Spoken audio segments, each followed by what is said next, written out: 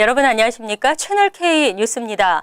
뉴저지 펠파 교육위원 선거가 오는 19일입니다. 3명의 교육위원을 뽑는 이번 선거에는 모두 7명이 출마했는데요. 우리 아이들의 교육에 누가 진정 도움이 될 것인지 찬찬히 살펴보아야겠습니다. 뉴저지주 펠파 교육위원 선거에 출마한 제이슨 킴 전 펠파 부시장과 톰 마라타조 현 교육위원이 교육의 질 향상을 최우선 과제로 내세웠습니다. 두 후보는 어제 펠파 파인플라자에서 기자회견을 열고 한인 유권자 투표 참여와 지지를 호소했습니다. 교육위원 3명을 뽑는 이번 선거는 모두 7명이 출마해 치열한 경쟁을 벌이고 있습니다. 자신이 교육 전문가인 것이 장점이라고 밝힌 김 후보는 지난 1995년에서 2004년까지 펠파 교육위원을 역임했고 2010년부터는 버겐 아카데미 고교 등 버겐 카운티 정부가 운영하는 카운티 테크니컬 스쿨 교육위원으로 활동하고 있습니다. 교육학 박사인 마라타조 위원은 현재 클립사이드 팍 인스트럭션 슈퍼바이저로 일하고 있고 펠파 교육위원으로도 25년간 활동했습니다. 이들은 2,700만 달러 규모의 2016에서 17학년도 교육 예산에 대해 찬성한다며 월 10달러 정도의 추가 부담은 우리 아이들의 교육을 더욱 양질로 만들 수 있다고 강조했습니다. 한편 19일 실시되는 펠파 교육위원 선거는 오후 3시부터 오후 9시까지 투표할 수 있습니다. 지난 1년 새 ATM 스키밍이 무려 500%나 급증했습니다. 칩 카드로 바뀌기 전 마지막 사기 행각이 기승을 부리는 것으로 분석됐습니다. 크레딧닷컴은 ATM 기계에서 카드 매그네틱에 저장된 정보를 읽고 개인정보를 도용하는 소위 ATM 스키밍이 지난 2014년에서 2015년 1년 사이 546%나 증가했다고 밝혔습니다. 보안이 대폭 강화되는 칩카드 시대로 바뀌기 전 매그네틱 카드를 대상으로 마지막 사기 행각이 반짝 늘어난 것으로도 분석되고 있습니다. 또 ATM에서 기존의 입출금 기능 외에 각종 유틸리티 페이먼트도 가능해지는 등 용도가 다양해지면서 사용하는 이들이 늘었다는 것도 주요 이유로 꼽히고 있습니다. 크레딧닷컴은 ATM 스키밍을 방지하기 위해서 ATM 사용 대신 은행 창구를 이용하고 은행 외부보다는 내부에 설치된 ATM을 이용하라고 당부했습니다. 하지만 현재 떠오르고 있는 칩카드가 더 대중화되면 스키밍 사기도 줄어들 것으로 보입니다. 칩카드는 매그네틱 카드보다 정보를 빼내는 것이 쉽지 않습니다. 또 카드 없이 스마트폰을 통한 출금이 가능해지고 있는 것도 긍정적인 신호로 보입니다. 최근 대형 주류 은행들을 중심으로 카드 없이 출금할 수 있는 신기능을 갖춘 ATM 기계 도입이 증가하고 있습니다. 복잡하고 까다로운 뉴욕주 주류법이 전면 개편될 전망입니다. 현재 9종류로 나뉜 주류 판매 라이센스를 3종류로 줄이고 라이센스 발급도 보다 수월하게 고쳤습니다. 앤드류 쿠오모 주지사가 2015년 임명한 뉴욕주 주류법 특별조사위원회는 13일 주류법 개정 권고안을 발표했습니다. 15가지로 구성된 이 권고안은 주류 판매 라이센스 발급을 더 쉽게 하고 일요일 오후 12시 이전에도 주류 판매를 허용하는 내용 등을 담고 있습니다.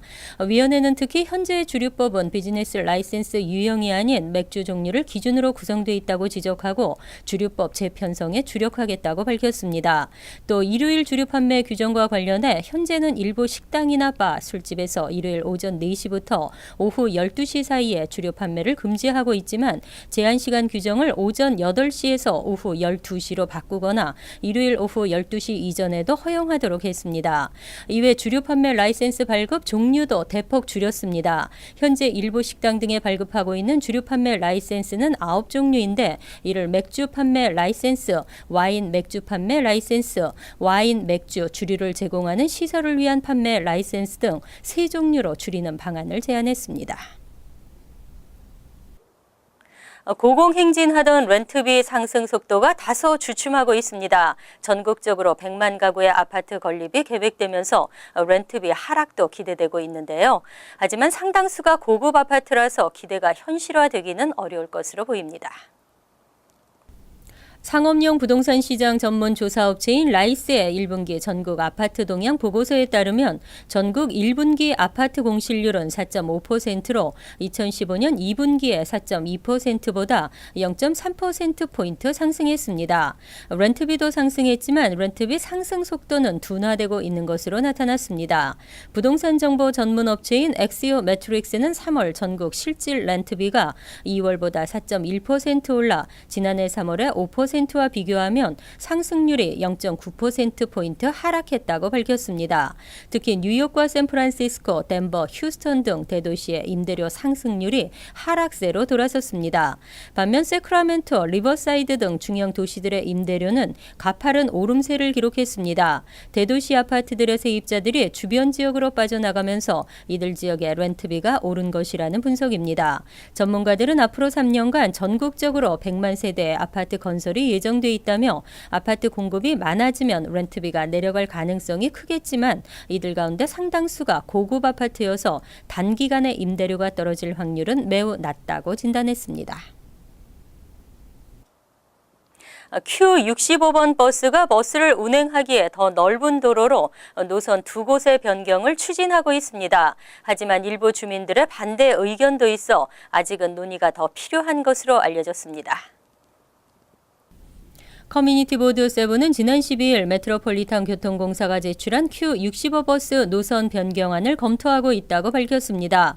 변경안에 따르면 Q65 버스는 플러싱에서 기존의 바운스트리트 대신에 파슨스 블러바드로 노선을 옮기고 Q26 버스 정류장을 함께 사용합니다.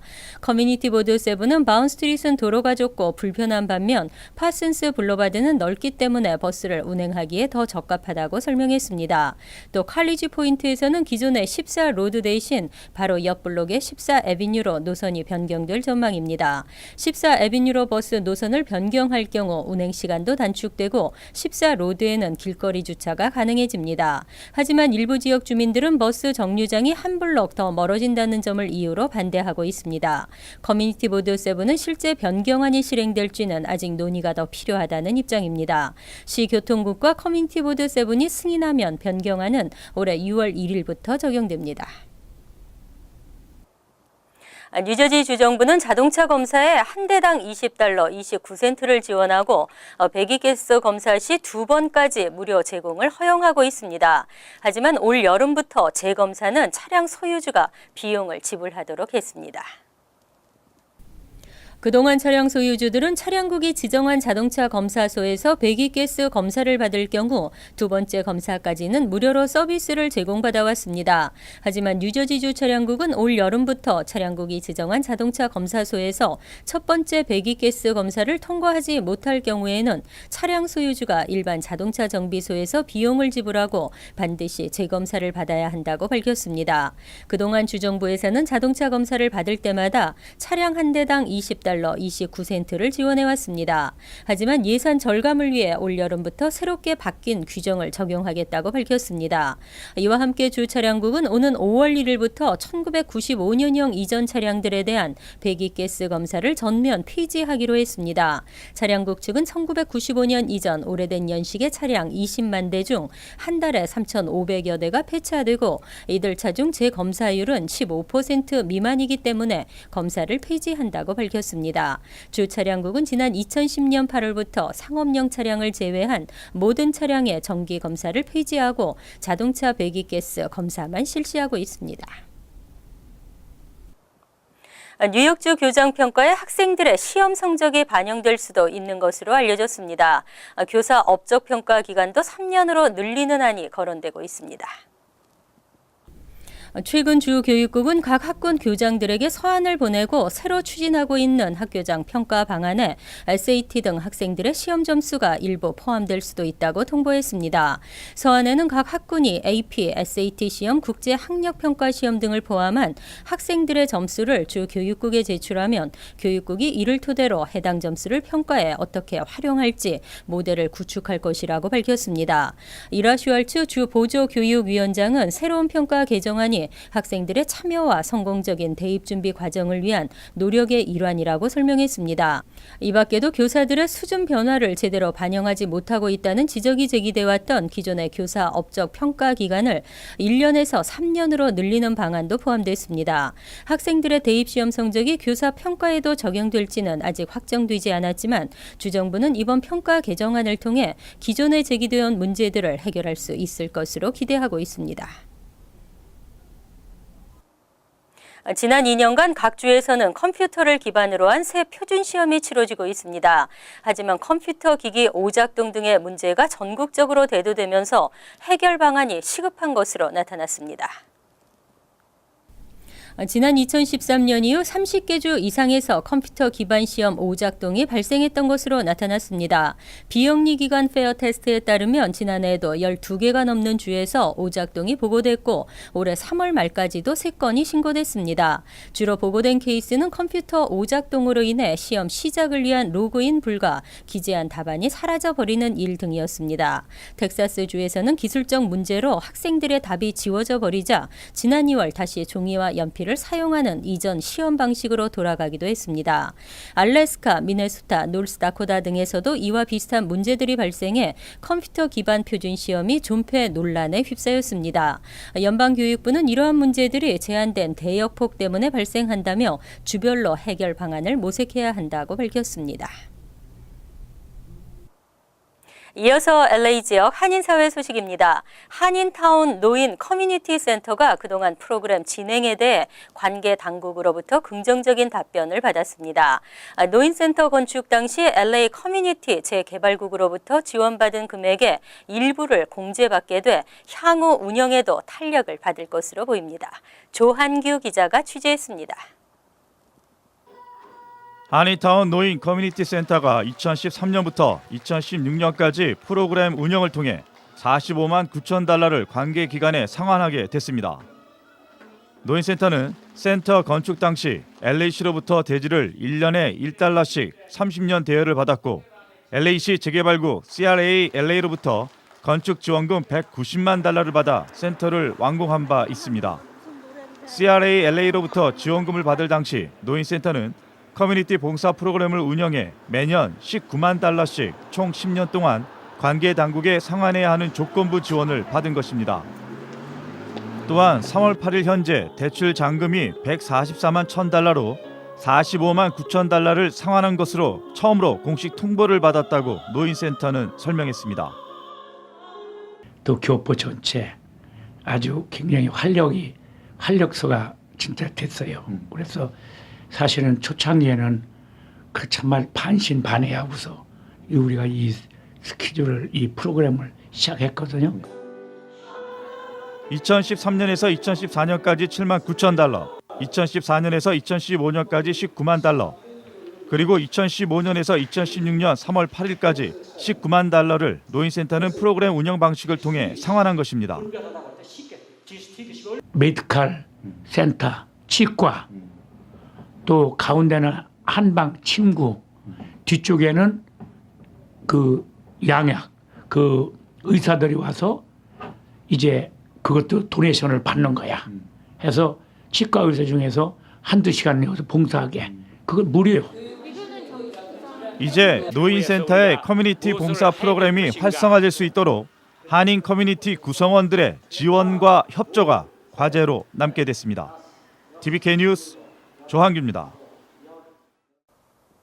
월드리포트입니다. 이제 80, 90세 나이는 숫자일 뿐입니다. 하지만 그냥 얻어지는 것은 없죠. 열심히 노력하는 노년이 아름답습니다. 백발의 할머니가 100kg이 넘는 역기를 가볍게 들어올립니다. SNS를 떠들썩하게 만든 동영상의 주인공은 올해 78살, 한국 나이로 8순이 다 된 미국의 셜리 웹 할머니입니다. The video you saw was 225 pounds. After that video, I lifted 235 and then 245. 새하얀 머리에 주름 가득한 얼굴. 누가 봐도 푸근한 이웃집 할머니의 모습이지만 젊은 남자들도 힘겨워하는 역기를 간단히 들어올립니다. 헬스 트레이너조차 혀를 내두를 정도입니다.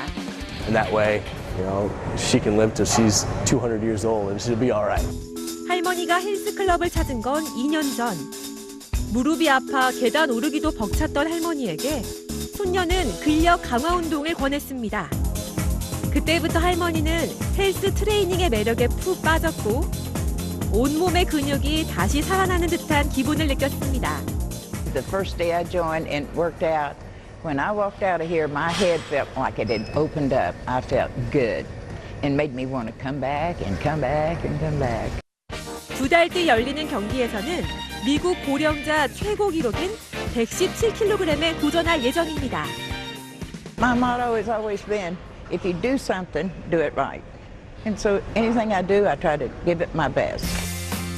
나이를 잊은 할머니의 도전은 포기에 익숙한 젊은이들에게 따끔한 회초리가 되고 있습니다.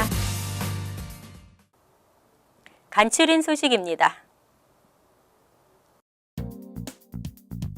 한인 스티브 김 변호사가 연방법원 캘리포니아 센트럴 지법의 치안 판사로 임명됐습니다. 김 신임 판사는 스트로즈 프리즈버그 러펌에서 서부 3개 지역을 총괄하는 지역 본부장으로 재직해오다 이번에 판사로 임명됐습니다. 김 판사는 오클라호마 대학을 나와 조지타운 법대를 졸업했으며 LA에서 연방 검사로 활약했습니다. 지난 11일 선서식을 갖고 업무를 시작한 김 판사는 앞으로 8년간 판사 임무를 수행하게 됩니다. 올 7월부터 뉴저지주의 모든 공사가 중단될 위기에 처했습니다. 교통국 리차드 해머 국장은 어제 5년 동안의 교통기금 80억 달러가 6월 30일이면 고갈돼 7월 이후로 예정된 공사에 예산이 없다고 밝혔습니다. 크리스티 주지사는 문제 해결을 위해 방안을 모색하고 있지만 합의점을 도출해 내지 못하고 있는 상황이고 주의회는 미국 내에서 가장 낮은 휘발유세를 올려 예산을 마련해야 한다고 주장하고 있습니다. 뉴저지 잉그루드 클립스 타운 의회가 COP 경찰서장의 징계권을 가결하고 30일 정직 처분을 내렸습니다. COP 경찰서장은 지인들의 교통 위반 티켓 무효와 차별적 주차 위반 티켓 발부 지시, 또 실제보다 많은 오버타임을 청구한 경찰관을 묵인해준 정황 등의 경찰 내부에서 고발됐습니다. 이에 따라 마이클 맥로우 부서장이 서장 대행직을 수행하게 됐는데 COP 경찰서장은 마녀 사냥이라며 반발하고 있습니다.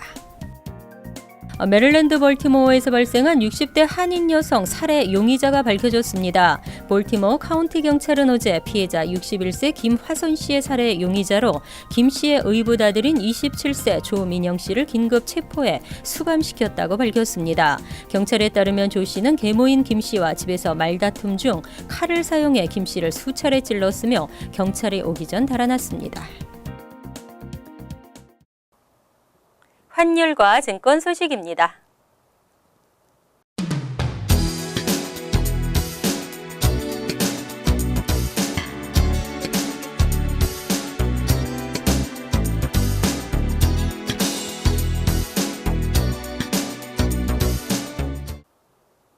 이어서 날씨입니다. 토요일은 맑고 화창하겠습니다. 기상청은 맑고 화창한 봄 날씨 속에 계절성 우울증에 대한 주의를 당부했습니다. 낮 최고 기온은 63도, 섭씨 17도, 밤 최저 기온은 42도, 섭씨 6도로 예상됩니다. 일요일은 따뜻하고 화창한 봄 날씨가 이어지겠습니다. 월요일은 대체로 맑은 날씨에 낮에는 다소 덥겠습니다. 화요일은 가끔 흐리겠지만 대체로 맑겠고 포근하겠습니다. 항상 여러분과 함께하는 채널 K 뉴스 여기서 마칩니다. 즐거운 주말 되시기 바랍니다.